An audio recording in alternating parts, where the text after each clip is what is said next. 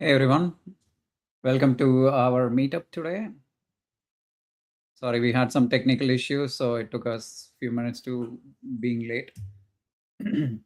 So we are Pittsburgh.net user group based out of Pittsburgh here in Pennsylvania, and you can go through our social media channels, and then you can join us in the meetup.com. We are part of the .NET Foundation, which hosts a lot of .NET groups across the globe. So you can more read about .NET Foundation.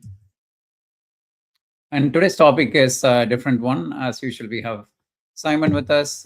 He's our regular presenter based out of UK. And today's topic is Python A Viking, warlord, how the computer stuff got named. I'm pretty excited for this topic. Welcome, Simon. Hello, can you see me? Yes, we can. Hey, hello everybody. I hope everybody's having fun. I'm going to try and keep an eye on. There we go. I can see comments. So if anyone wants to put any comments or say anything, hopefully not entirely rude, then feel free, and I'll try and keep one eye on it. Thank you, Simon. All yours. Okay, let's go. So, right, okay, I'm juggling between a couple of laptops at the moment, so audio's perfect, thank you very much. Right, so, I am going to talk about one of my absolute favourite things in all the world, and I have absolutely no idea how on earth someone was ever suckered into letting me talk about this, but it's what I'm going to do. So I'm going to talk about, hang on, let's see if I can, etymology. Now, etymology is not the study of insects, that's entomology. Etymology is the study of the origin of words. And specifically, I'm going to talk about the origins of an awful lot of the words that we use in the computing world. Because, believe it or not, there's all sorts of weird and interesting history stories trapped in the words that we use all the time. And hopefully, everyone's going to learn at least a couple of interesting ones by the end of this session. So, to define some terms at first, I am going to be talking about the computing words used in the English language, because of course the world's a whole great big international place, and for various reasons, for better or worse, the language of computing by and large is English anyway. So I actually don't know many alternative words for the computing beyond English, so it'd be interesting to know if anyone wants to drop some lines about that. So the roots of English, because I'm just going to define some background, because I'll be using some of these terms as we go along. There are several languages at the root of English. Britannic, or the sort of the Celtic languages of the UK. We have Saxon, that's Old English.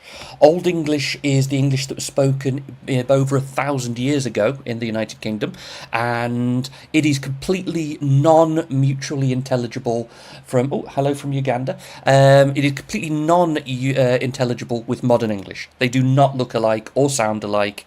If you know the one, you do not know the other. That's how different they are. In fact, if anything, Old English is more mutually intelligible with modern Danish or Norwegian. It's a fundamentally Germanic language. Then, in 1066, the Normans showed up from France with boats and weaponry and so on to explain at sword point why we should all start sounding a lot more French now. That is the Norman invasion in 1066, the Battle of Hastings and all that. From that point on, English became a hybrid language, sort of Germanic root, but with a large injection of French origin words. We also, actually after that point, got a load of Latin introduced into our vocabulary, mostly for technical terms, because the academic common language of Europe at one point was Latin.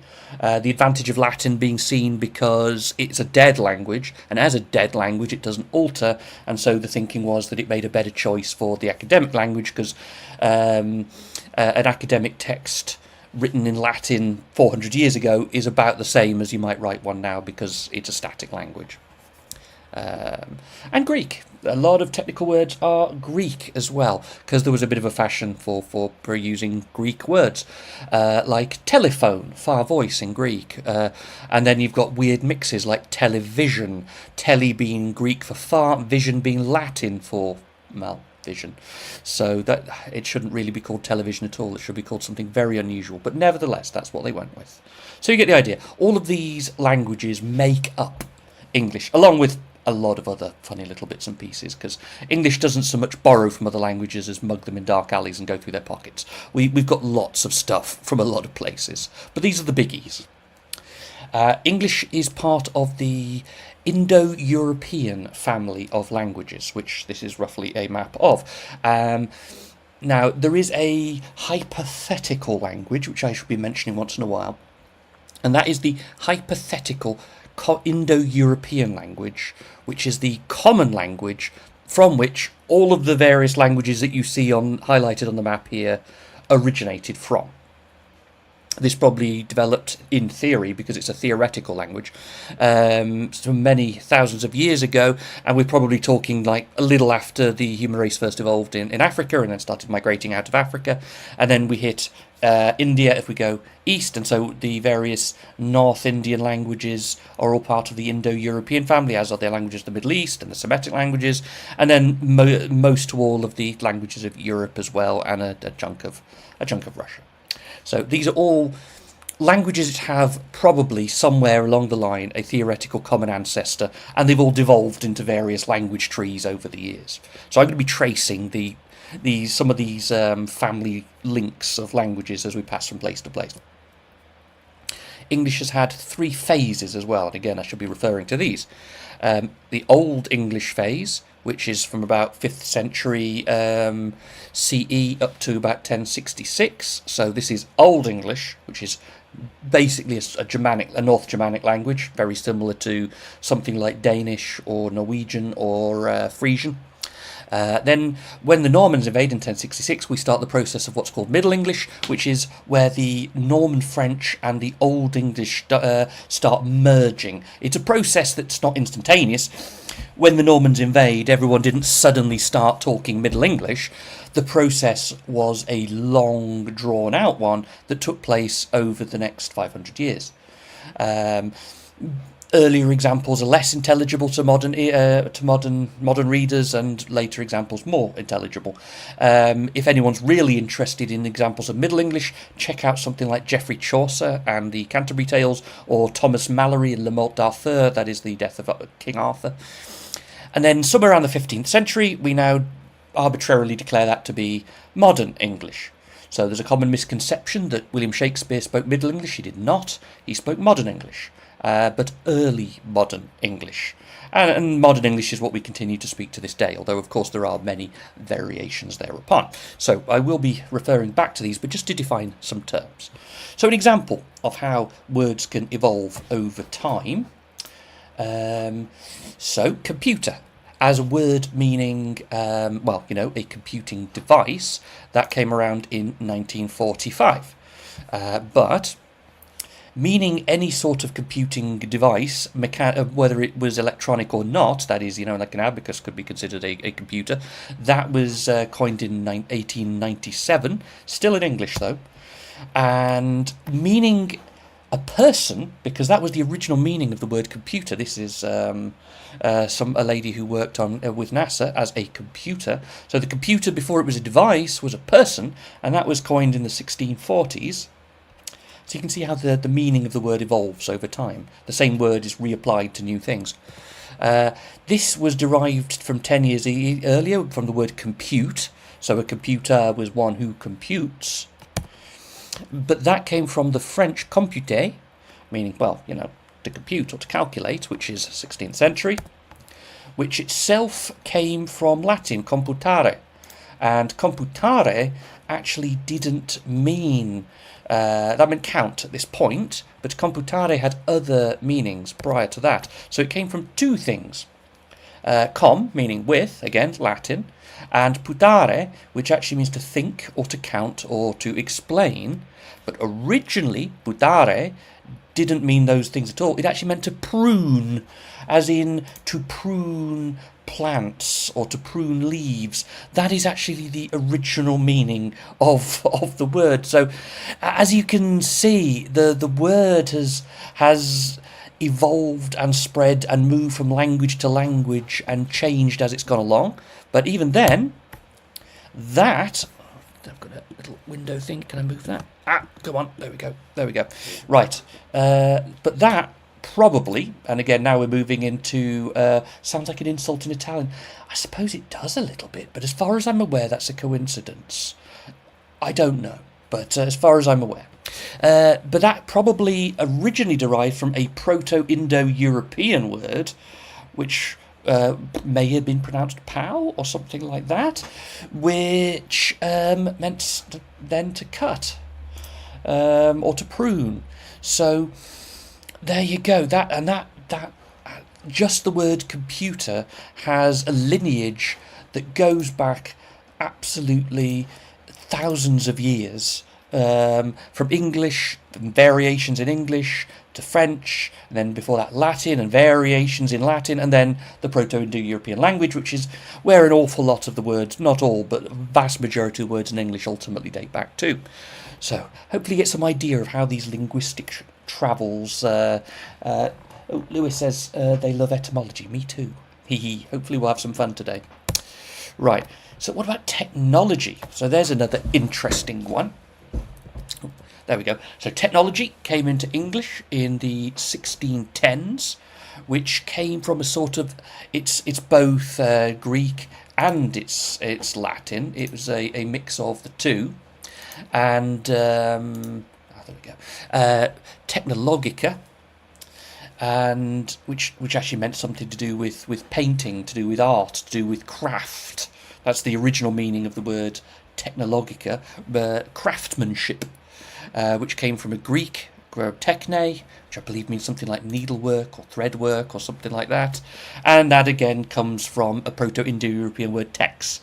Well, again, that's theoretical, because whenever we talk about the people, whoever it was that spoke the Proto-Indo-European language, they did not have writing. We have no recorded instances of that language.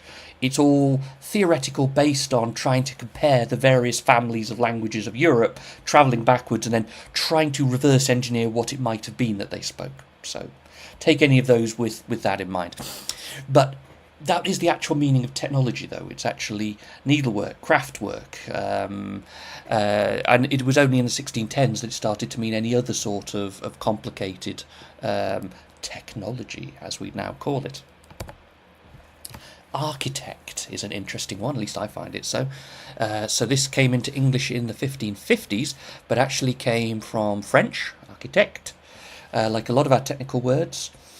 And then that came from Latin, architectus, which came from Greek, architecton. But the actual meaning is architecton is chief builder or master builder or head builder, which again comes from Proto-Indo-European tex. It's that same word that means, so the tech in architect is the same as the tech in technology. It's the same word. It's just travelled different routes and then ended up in slightly different places. But here it means, so an architect, though, is the chief builder of something, which makes sense. That's kind of what an architect is, whether computing or elsewhere. There. I'm on a single slightly dodgy laptop, so apologies if I'm pausing once in a while. Just fighting with it. Right, there we go. Cybernetics I quite enjoy too, because we use this one in a few different ways these days. Cybernetics was, Lewis says, great title, thank you very much. Came up with it myself. No, I didn't actually, someone suggested it, but I liked it. Cybernetics came in the 1948.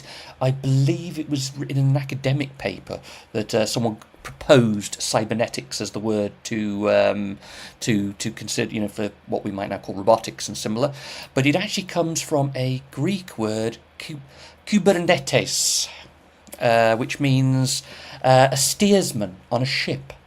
Kubernetes. So I don't think that word could possibly catch on anywhere else in tech. I'm sure none of us have ever heard that anywhere, but that comes from the word kubernao, to steer. So it's cybernetics, in theory, is the science of control. That was the original meaning. That's why they used it, because they imagined it to be all about controlling these machines via some means. And so they used the old Greek word to mean a steersman on a ship. Cyberspace was coined in 1982, actually by William Gibson in the novel Neuromancer, which is rather a good book if anyone has read it. And believe it or not, the word internet was devised 2 years later. So cyberspace is actually an older term than internet, even though internet has now become the one that we all use rather than all those other variations and attempts like the net or, oh, what was that terrible old one, the information superhighway and all of those others. They've all died out, but internet, which is a relatively latecomer in the terms of the names given to this thing that we're all communicating via, yeah, interesting. Right. Function. Function, meaning something on computers, comes from 1947, but this actually came from German, Funktion, which, and it comes from works of mathematicians like Leibniz and so on, which was actually brought back in from English, which was function, meaning the function that something serves. So it went from English into German, back to English again, and but that came from functio in Latin, which is again referring to the function that something serves, the use something serves, rather than a function meaning the mathematics term, which, now I have no idea how you're supposed to be pronouncing this, but again comes from Proto-Indo-European, bong. Don't quite see that myself, but I've checked a few sources and fine, okay. Maybe that's not really how you pronounce that, because I'm just assuming you pronounce it like English letters, and you probably don't. But that means to be of use or to be used. And that's so we're not all going to be just traces like this, by the way. I'm just giving a few examples of the sorts of interesting little word chains, but we'll get onto some stories soon. And the stories, in fact, here's our first one. Let's have a story. I like stories. Haralde Gormson. Now, I first gave this talk in Denmark, which was entirely apt. Haraldur Gormson was the king of Denmark about 1,000 years ago. And Haraldur Gormson had himself a little empire. It was kind of like Denmark, the bit he ruled, and various allied kingdoms, and they all joined together in a loose confederation. There we go. It's like bits of, I think that's bits of possibly what we would now consider Poland, and that's, I think, Norway, a bit of Sweden, Denmark, of course, although back then it was like Jutland and various other various other things. So he united various different warring Viking tribes and brought them all together in cooperation. And also, if you see Normandy down there in France, that was another Viking kingdom originally. That was some Vikings that went sailing down the river and then kind of decided they weren't going to leave again. But this story was used as inspiration for a bit of technology many, many, many years later, because Haraldur Gormson had a nickname. His nickname was Bleton. Now, Bleton, which is nearly the same in modern Danish and modern Norwegian, translates as Bluetooth. Harold Bluetooth is how we often refer to him in English. Now, why he was called Bluetooth is a little bit of a mystery. The main contender being he may have just had one really rotten tooth, but we don't actually know. I've heard alternative theories where it could possibly translate as Dark Lord or something like that, and it's just a poor translation. Maybe, but you know what? There's a fair old chance he just had one really manky tooth.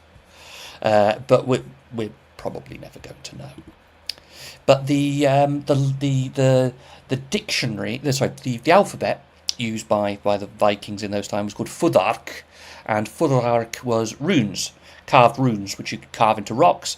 And if you take the Fudark runes for B and T, as in blue tooth, then you get these two runes down the bottom there, and if you merge them together, put them one on top of the other, then Bluetooth. The Bluetooth logo is just the Fudark, that is the runic alphabet for BT, Bluetooth, and it was inspired entirely by this idea of these united Viking tribes. So yeah, that's kind of interesting. And as a little bit of a side note, because I love this bit of historical detail, there was a Hollywood starlet in the 50s. This is Hedy Lamarr. And she, when she stopped being a full-time actress, moved into being an inventor and worked on, in part, the technology that eventually became Bluetooth. She worked as a scientist and an inventor, not literally on Bluetooth itself, but on kind of a way of modulating radio frequencies that did eventually get used in the Bluetooth protocol. I love that little bit of that's just so random and awesome. So, having talked about Bluetooth, let's talk a little about food during. Someone knows. Says null is a Danish word. It is, and null is used as null because it means nothing or zero, but I don't think it's from Danish. I'm speaking entirely off the cuff here, but I'm fairly confident it comes from Latin. So, and I think Danish uses it because Latin. So I think that's a Latin thing. But yeah, it does null just means nothing or zero. There's even a term for a function which has no parameters. It's called a nullary function, which is one of my favourite computing words, nullary. I like that. So you've got ternary if statements, but there's nullary functions which have no parameters. Right, food during World War II. So this is pertinent to word that we use in computing all the time. So there are various cuts of pork. Now bear with me. You'll see where I'm going with this eventually, if no one has already guessed. But in America, in the 1940s, while World War II was raging, they noticed that the various cuts of pork were all very popular, except for the shoulder. For whatever reason, and I don't know why, the shoulder meat was not very popular. So various companies attempted to find ways to get people to eat pork shoulder meat because it wasn't selling, and they got loads of it. And this was one of the versions that came up with. Spiced ham, or spam. Spam is a can of processed chopped pork shoulder meat in a can with preservatives, so it keeps practically forever. I'm actually quite fond of it myself. I don't mind a little bit of spam. It's rather strong tasting, and I wouldn't want to eat too much of it, but I quite like it. But it's basically processed ham, and it had the advantage that it had been treated so that it would keep for a very long time in all sorts of conditions, and it became a standard in an awful lot of American Army rations, that they'd have a can of spam there.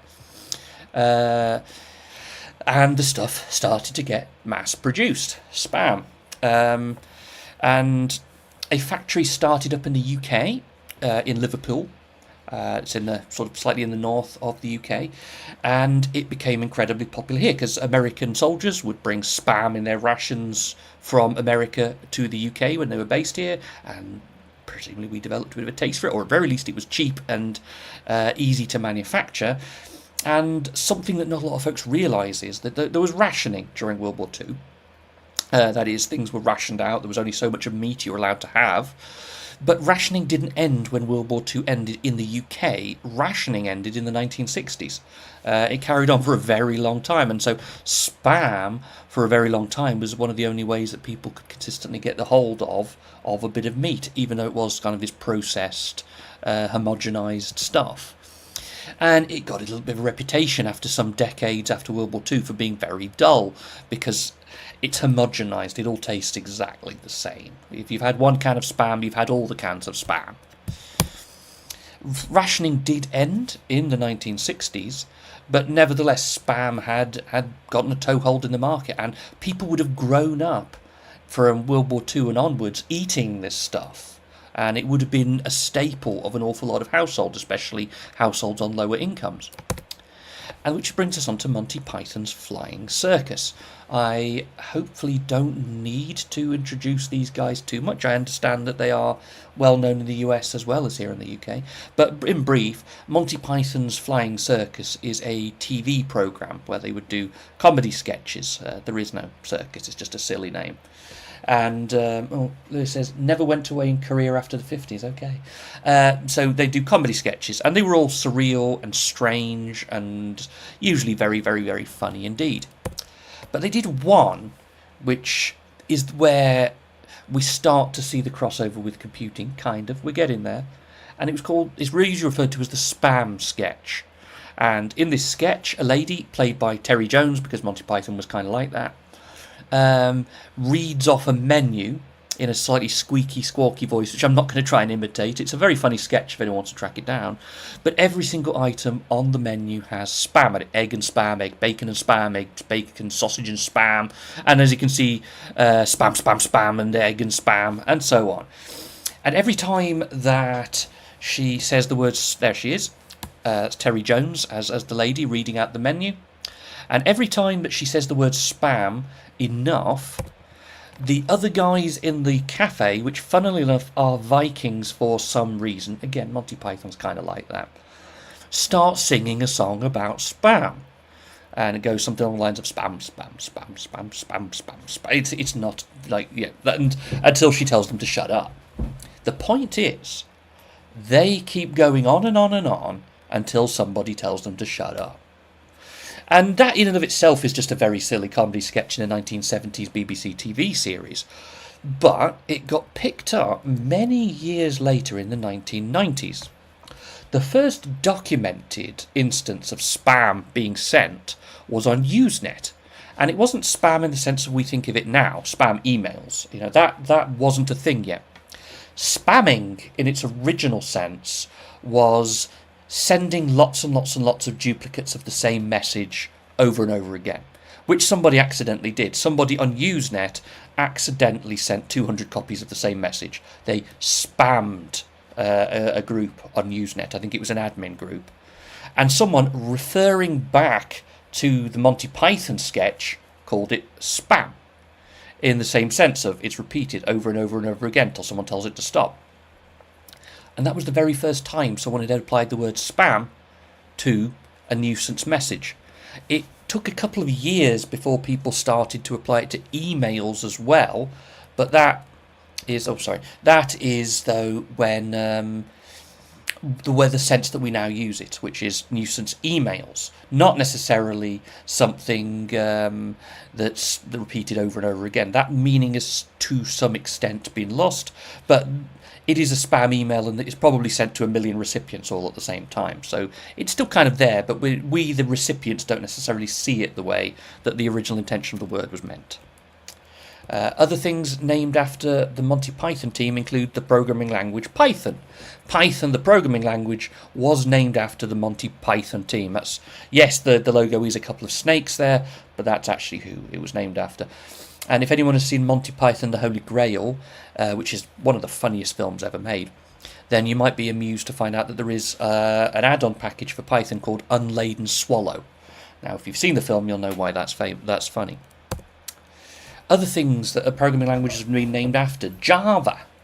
Java is named after something. It's named after coffee. Java is one of the slang words, particularly in the US, for coffee. And it's called that because there is an island called Java, which is one of the places that coffee comes from. It's from the island of Java. And if you... as a little aside, if you ever have a look with a hex editor at a Java compiled, I think it's a jar file, you will find that in hex, the first few characters of every file spell out the word cafe babe. So that's the sort of thing that developers do when they've got far too much free time on their hand.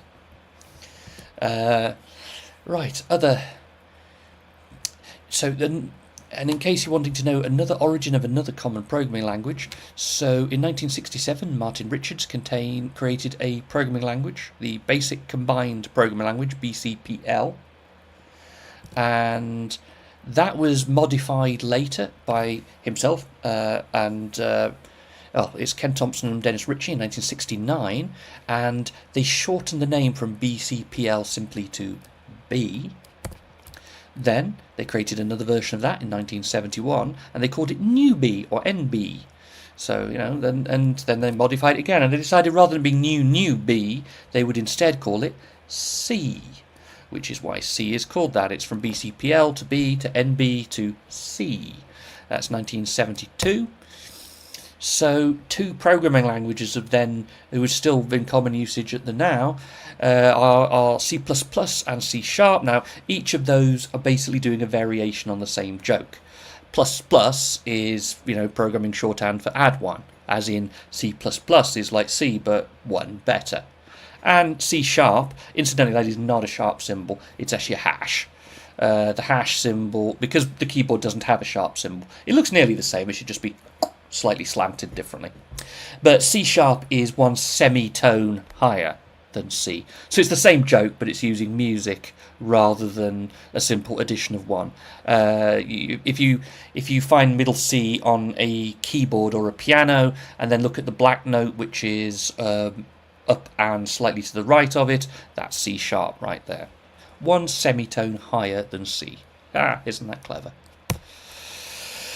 So, let's now go back to the Dark Ages to have another interesting little bit of history.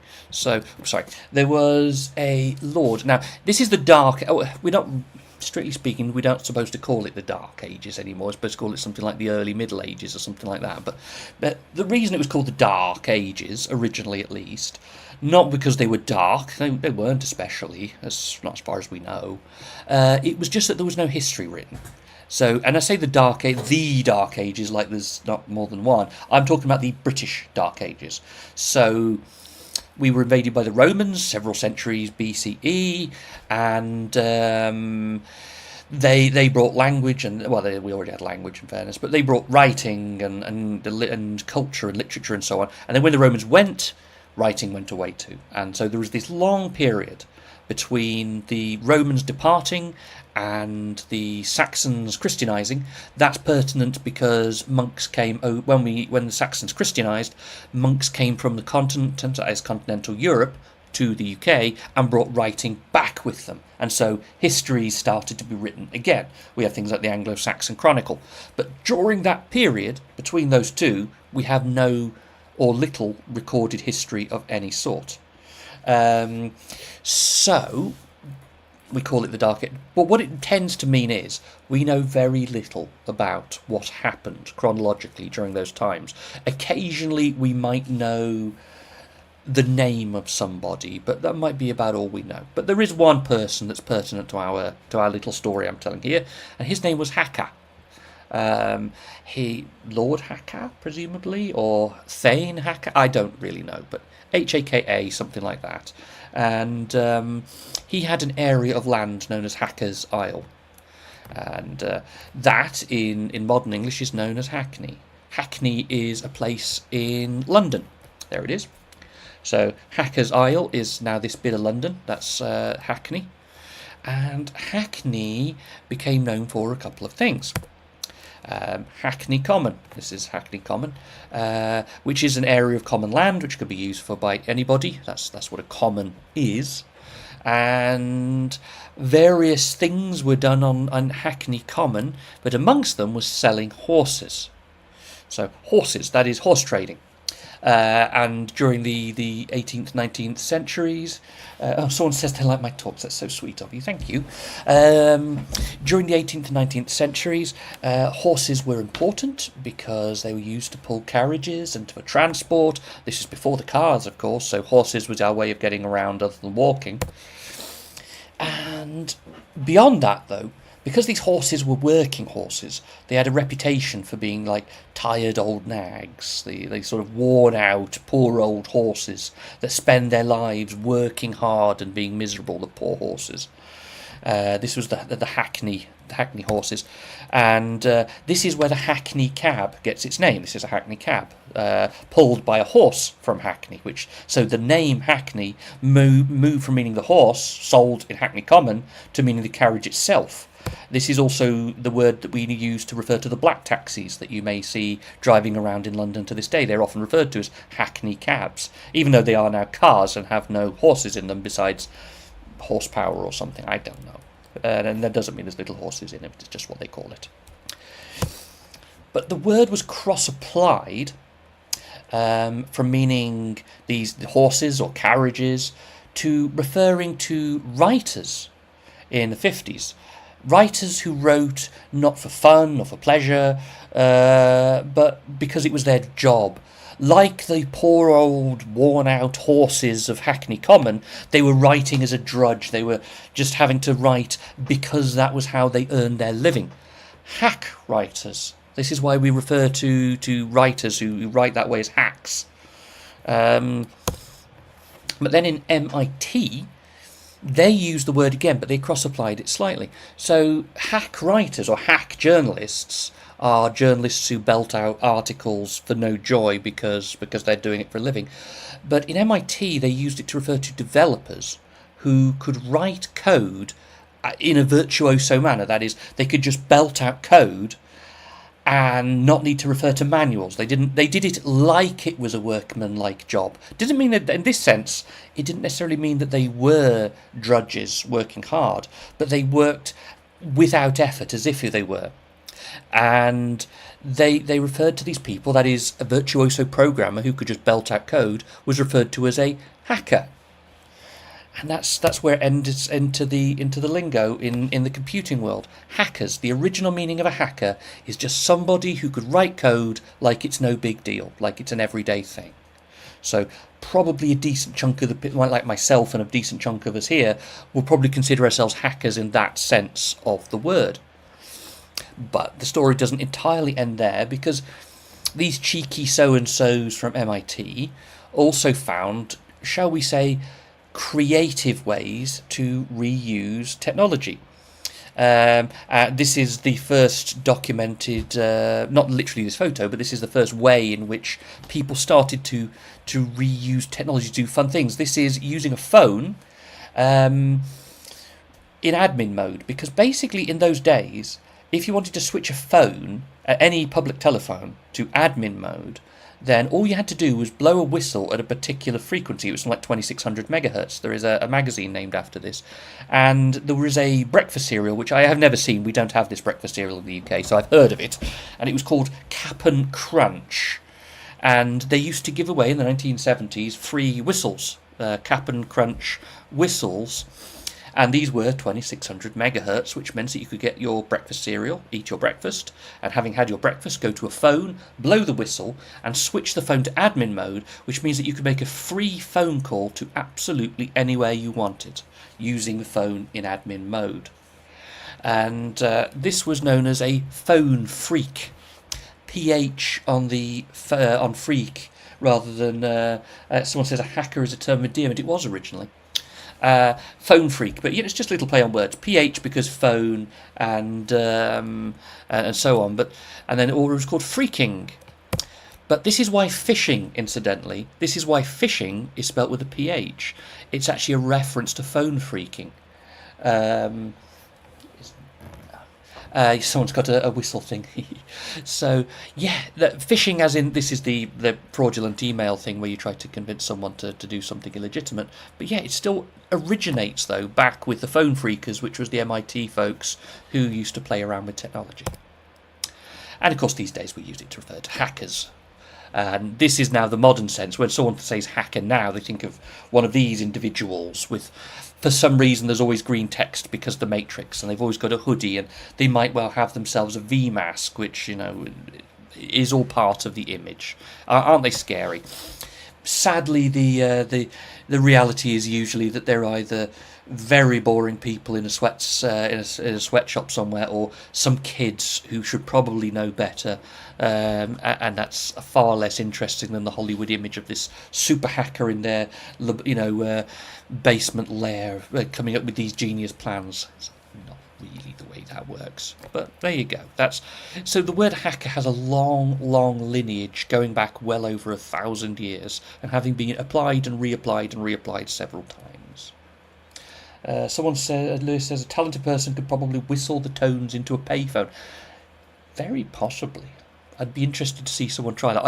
I'd hope at least that modern payphones don't do this anymore, because you would think that there'd be better ways of doing it, but I honestly don't know. I can't even remember the last time I saw a payphone. They're not really a thing. I don't know how it is in the US or wherever everyone might be, but in the UK at least, I don't even know where I'd go for a payphone anymore, because everyone's got a phone in their pocket. so there's not really any point in maintaining them. Most of the phone boxes I'm aware of like, if they still exist, they've often been like made into like little village bookshops and things like that. Just to repurpose them, or into like things with flowers inside them and stuff like that, because it's a shame not to maintain the structure. I wonder what's going to happen with Doctor Who in the end, because like that's a phone box that the Doctor and Doctor Who travels around in, and that's becoming less and less of a thing at all, let alone the blue one. So, a few other little quickies. This is a pair of boots. Now, if you have a look at the little, I've got my mouse. Hopefully, oh no, yes, there we go. I've got my mouse here. So if you have a look at this thing up here, this is a bootstrap. It's a bootstrap because you use it for pulling on your boots. But that's where the computing sense comes from. That's bootstrap in the sense of pulling yourself up by your own bootstraps. That's when you boot a computer. It's a reference literally to bootstraps. That's where that comes from. Firewall. Now, maybe that's just me, but when I used to hear the word firewall, I used to think of like a wall made of fire, and I thought, oh wow, that's very exciting. But it's not. That's not what a firewall is. A firewall is a wall in a building which is there to stop a fire from spreading. That's what a firewall is. In the same way that a firewall on a network is there to stop illegitimate traffic passing around. Many buildings, especially older buildings, have got firewalls built into them, and that's what they are. They're thickened, reinforced walls that stop the spread of fires. So let's have a look at some other... so this is about data types. So integer. Where does integer come from? Well, it's Latin. Integer. That is untouched. In the classic sense, an integer is a whole number which hasn't been broken up. It's that classically it's got no decimal places. It's a whole number. It's untouched, unbroken. Integer. It's the same origin, I believe, as the French toucher, which is touched, which is used in fencing, but just sort of slightly passed down a different etymological path. But I believe it comes from the tegere in Latin. Strings actually refers to strings of bits and pieces on typesets. So when in the old days of the printing presses, you have strings of things tied together to on a page. That's where the strings comes from, and it passed into mathematics, referring to a string of symbols coming from the string of characters from typesetting, and that's why we call them strings. They actually were originally tied together with strings. There you go. So it was to measure lines on a page in the 19th century, and then came to mean, again, mathematicians took it in the early 20th century to mean a sequence of symbols, and then in the 50s it was a sequence of computer symbols. That's why strings, that's why we use the word string. It's a string, a set of symbols tied together like they've been tied together by string, in effect. Booleans are named after a mathematician, George Boole, because he did some of the early pioneering work on what you might now call Boolean logic, dealing with true and false and logic. And another little funny aside, I quite like this one that comes from literature. There are two different encoding systems for binary numbers, big endian and little endian. And believe it or not, this comes from the 18th century novel Gulliver's Travels. Everyone who has ever heard of Gulliver's Travels has probably literally only heard of one chapter in the book, and that's Lilliput. That's the one with the little people, and there's that famous image of poor old Gulliver being tied down to the ground by all the hundreds of little people. That's just one chapter of the book. There's actually a whole sequence of extraordinary adventures over the novel. Some involving giant people where Gulliver is little, some involving flying castles, some involving horses that are the people and the people who are the horses, or something along those lines.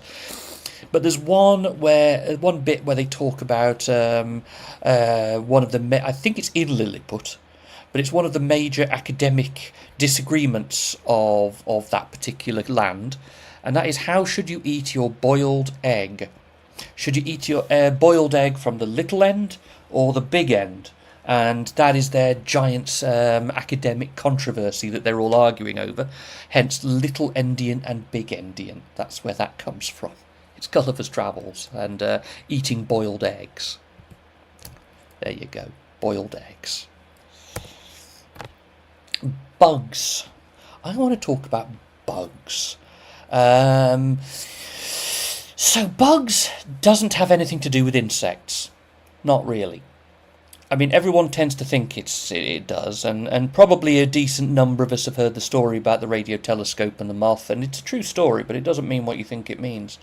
And also very few of the things that people refer to as bugs are. This is a bug, but an awful lot of little tiny creatures that many people refer to as bugs are not. But this is a true bug. It's a shield bug, I believe. And the story about the moth in the radio telescope, this is the story that Admiral Grace Hopper, one of the great pioneers of computing, found that a radio telescope wasn't working at all. And they went to look at why this wasn't working. There was a moth stuck inside the radio telescope. So everyone said, aha, a bug, although a moth is not a bug, but a bug is the fault. So therefore we shall call all faults bugs. That's mostly sort of half true. There is the bug. Again, moths are not bugs, but it's there. That's true. That's absolutely true. It's a Lepidoptera, but the moth does exist. But it wasn't that bugs, meaning faults, were called bugs because of this moth. The term bug predates this moth by hundreds of years. This is a letter written by Edison. And in this letter, he refers to bugs, meaning a fault in some of his devices that he'd invented. And this was written in 1878 or something like this. And so this is well before Admiral Grace Hopper and her radio telescope. Now, some people do credit Edison as being the one who invented bug, meaning fault. And it might be, I don't know. But at the very least, he's the first person to have a recorded usage of it as that being the usage. So what did bug mean then? Why bug? And it has, again, nothing to do with insects. It actually comes from a 14th century word, which comes from Britannic and possibly parts of Welsh and various other old languages of the UK, bugge, which refers to a monster, not necessarily one of these. This is just an old woodcut of a monster I found somewhere. But it was a monster. It was a little tiny monster, like a horrible, nasty little monster. That was the bugge. And this appears in various words. There's a bwg is a Welsh word meaning a ghost, I believe, and bogil, something similar, and it exists in various modern English slang terms like bugbear, bugaboo, bogey, bogeyman, and so on, all roughly meaning the same sort of, like, some sort of slightly horrible, poorly defined creature. So the sense of bug, meaning a fault, was actually meant to be like there's a little monster inside your machine, and this bug is running around, I don't know, gnawing on wires and tearing up bits and whatever, like a gremlin, basically. When you think of a gremlin as in the works, that's the original sense of what a bug was, a little monster that's causing havoc and stopping your machine from working. And that was the sense that Edison was referring. He was kind of imagining that his non-functioning machine had a little monster in there that was causing it not to work properly, and he couldn't quite work out how. Crashes. Why do we say crashes? It's not actually really too much of a mystery.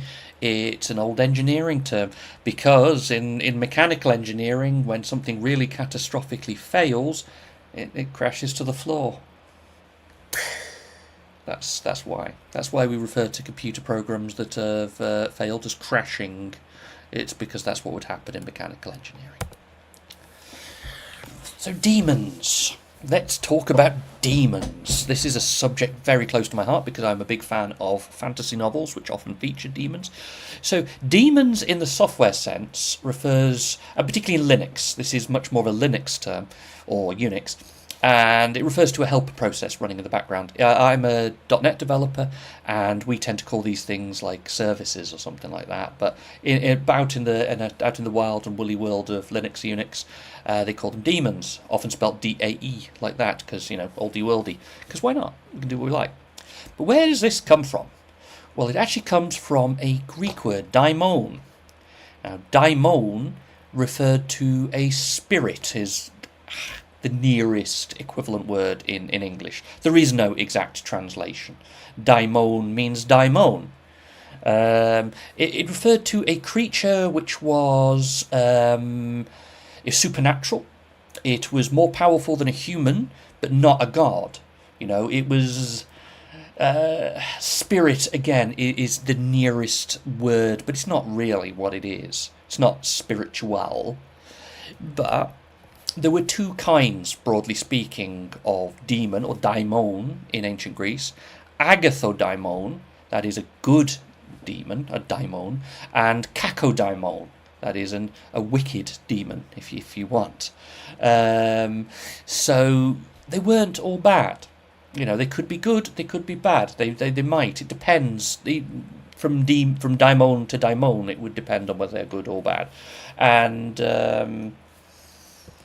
there we go. The Latin, incidentally, for this is genius in classical Latin, and this is what a genius looked like. This is their version of the daimon.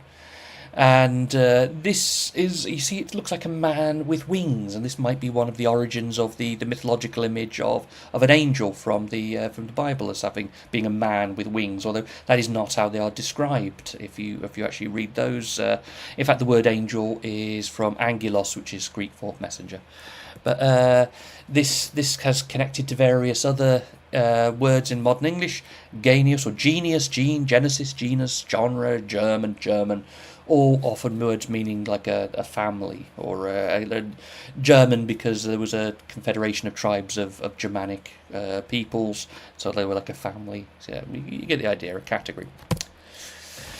But where did this come to have its other meaning? Well, in a few centuries BCE, there was a serious attempt made to translate the Old Testament of the Bible. This is the Hebrew Bible, the Jewish scriptures, from Hebrew, which they were largely written in, and into what you might call a vernacular. That is a common language, and the common language largely of the Mediterranean was Greek. Believe it or not, the common language of a good chunk of the Roman Empire was not Latin, as you might imagine, but Greek.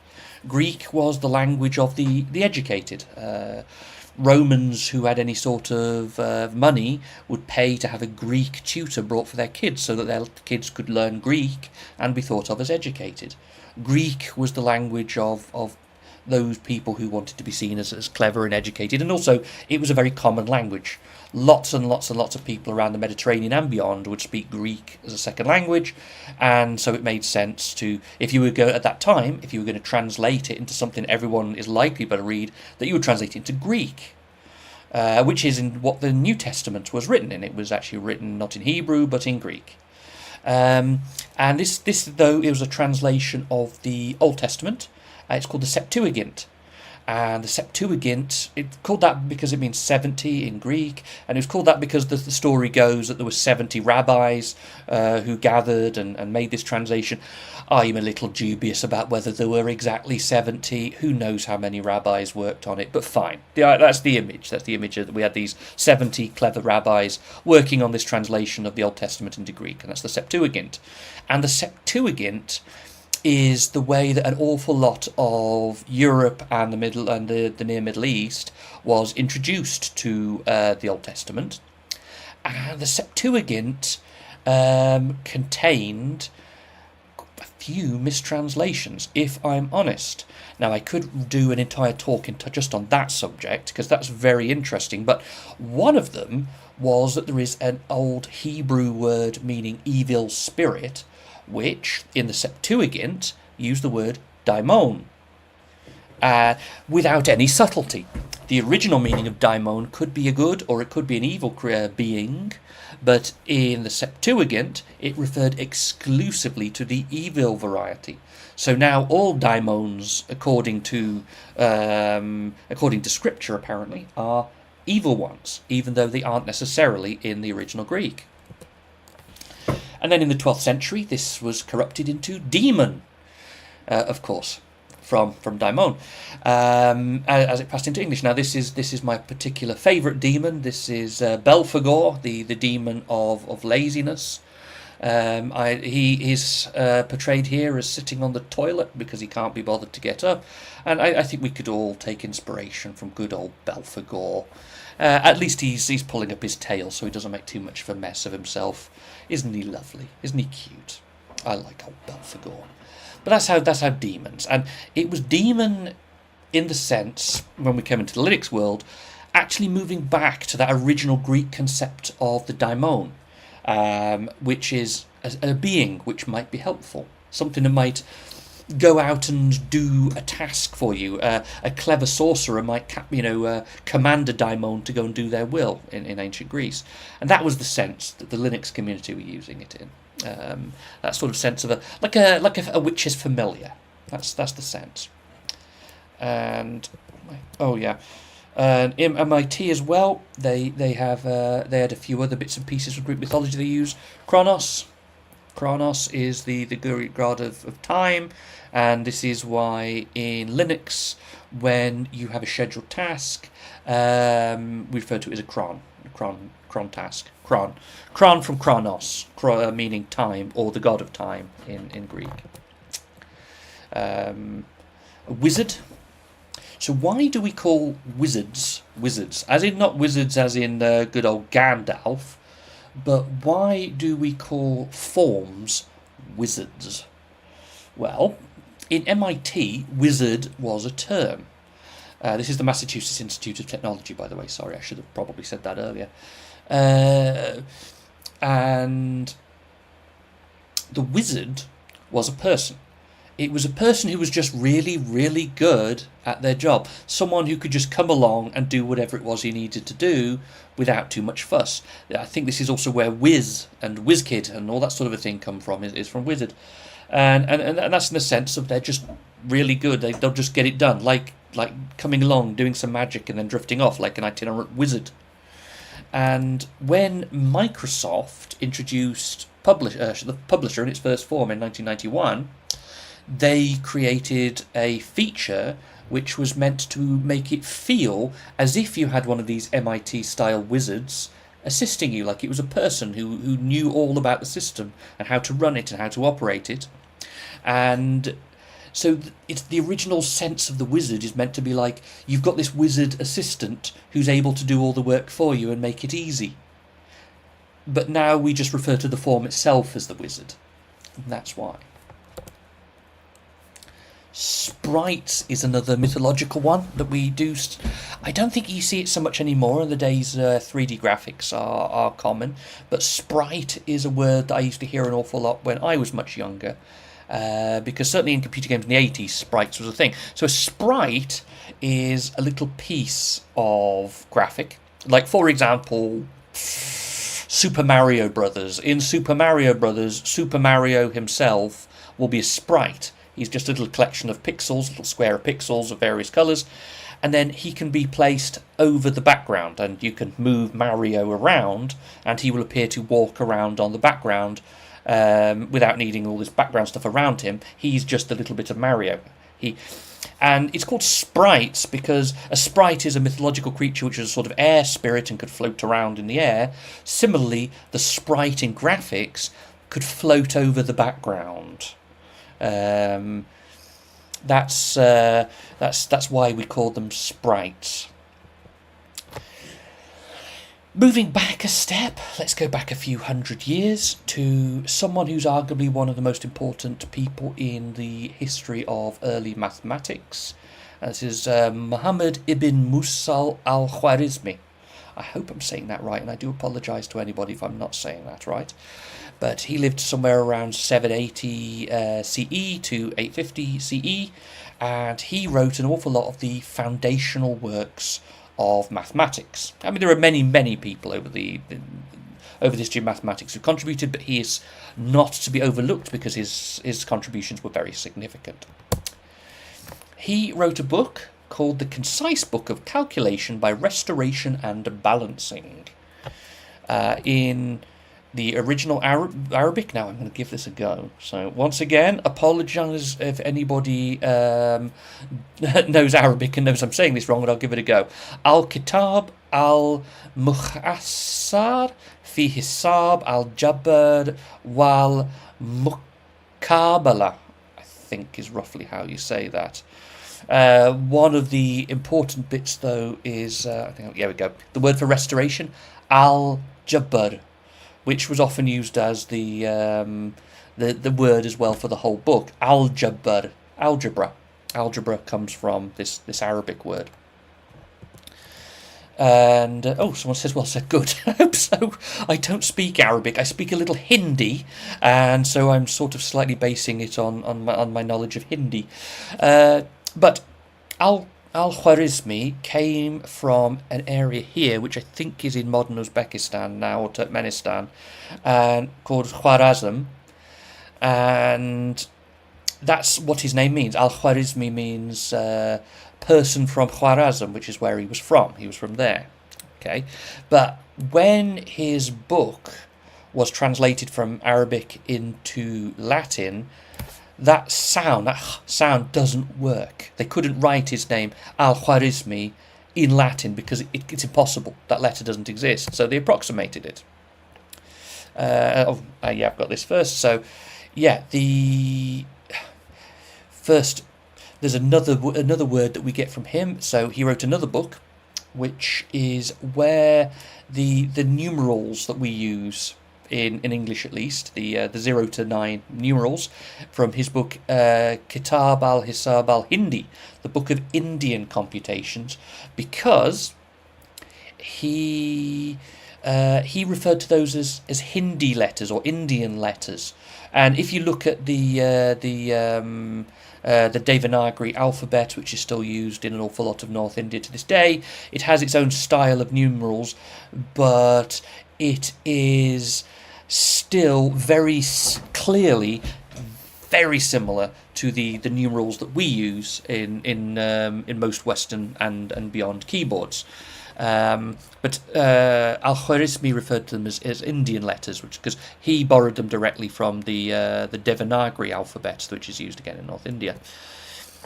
And his book was translated into Latin because, again, his name couldn't be written as Dixit Algoritmi. That was the nearest that they could render the first two words that were written, which roughly translates as thus spoke Al-Khwarizmi. Algoritmi, g for the kh, that's the nearest they could render it. So the word algorithm ultimately comes from Al-Khwarizmi. They just couldn't write his name right in Latin. But that's 1126. The book itself is called Dixit Algoritmi, thus spoke Al-Khwarizmi. But over the years, the numerals themselves were referred to as algoritmus from his book, which is about the use of those numerals. We often refer to them in modern English as Arabic numerals, but they're not. They're not really Arabic. They're actually Indian. But algoritmus was used to refer to those numerals, the 0 to 9 numerals, the ones that we use these days for most of us, which passed into French in the 13th century, algorithme, meaning, once again, Arabic numerals, as Arabic numerals, you get the idea. Algorithm entered into English in the 1690s, still meaning Arabic numerals, Arabic. And but then to mean the process of calculation came from mid-20th century. That's when the modern sense of algorithm came from, using the older word meaning those numerals themselves, now meaning a process of calculation. That one is a little bit of a mind bender, but absolutely true. And I think I'm just about to wrap up in a few minutes, but I think this is my last one. I haven't done this. So, why is a developer nothing like a fajita? There's a start of a joke, although the answer's not terribly funny. Develop is actually the missing opposite of envelop. Envelop means to wrap around. Develop, as in a developer, actually means to unwrap. That's the actual meaning of develop. Develop and envelop, they are opposites. And that's apparently what, I mean, I am a developer, so apparently this is what I do. I unwrap things. I suppose I do in a way. I suppose I do. I'll unwrap some nasty little bit of code and unwrap it and unwrap it until I understand how it works, and then fix it and change it and put it back together again. But then I will be enveloping, I presume, because I'm putting it back together again. But that's it. That is the end of my talk. Does anybody have any questions, or does anyone have any fun etymologies of their own? I don't know if anyone knows any really interesting ones, because there are one I picked up. Have I got a bit of paper? One I picked up recently, actually. This is a new one. Why do we use I should have put a slide in for this, because this is quite cool. What does the original meaning of the dollar symbol? So first off, the dollar symbol is used in computing just because the typewriters that coding was done in the early 20th century didn't have many characters on, and they just wanted to use a character that wasn't used for anything else, so they used a dollar. But what's the actual meaning of the dollar symbol? Well, it actually started off as a completely different symbol for a completely different currency. It started off as PS for peso. It's actually peso. What you do is you stick the P and then the S over the top of each other, and then kind of move that line into the middle, and then what you have is a P and an S, miss off a bit, and you've got yourself a dollar. But it's a PS for peso. The name dollar, incidentally, comes from the name of a valley in the Czech Republic, and it was called Joachim's Valley, or in German, Joachimsthaler, and it was where a lot of the silver mines for Europe were, so the currency mined there from the silver became referred to as thalers, meaning of the valley, as in Joachim's Valley, and thaler was corrupted eventually to dollar. There you go, there's an extra little bonus for you. Someone has asked, sometime again you explain what monads are in functional programming. I did. Would you mind explaining, what's the origin of the word? I don't know what the origin of the word monad is. I don't. I feel bad now. That feels like I at least should know that. Thank you for that. I'm going to go and find out. I have a feeling that sounds very Greek or Latin to me, and I'm willing to bet it's probably something in Greek or Latin. So I might even quickly look that up, because, why not? Because does anyone happen to know any other interesting ones? Because if you do, talk amongst yourselves for a second. Incidentally, I do a lot of my research using a website called Etym Online, because I really love etymology. This is one of my... Okay, monad, 1610s, unity or arithmetic unit, from the late Latin monas, from the Greek monas meaning unit, from monos, alone. Oh, so mono, monas, it's all from the same, that's all from the same sort of root origin, something monadic, so it's, yeah, oh goodness me, yes, that makes sense. So I don't want to go too much into monads, but they always exist as a single thing. If you try and nest monad inside a monad, it has this magic ability to just be a single level thing, so it's always one. That's why it comes loosely as well. It's related to the word monoid, which again, it refers to something that, however much you nest it, it always reverts back to just being just one level. So it's Greek. It's pretty much what I thought. It had that sort of a sound to it. Oh, thank you. Some people. Could please explain monads again? Oh my God, no. I do have another talk in which I do explain the monads in quite a lot of detail. So perhaps we could all ask me back, and I'll give that talk, and I'll explain everyone what a monad is, and we can all walk away knowing what they are. There's one more question. Yep, go on. Something behind the word. I'm sorry. I put it on the screen. Giving an echo. Oh, sorry.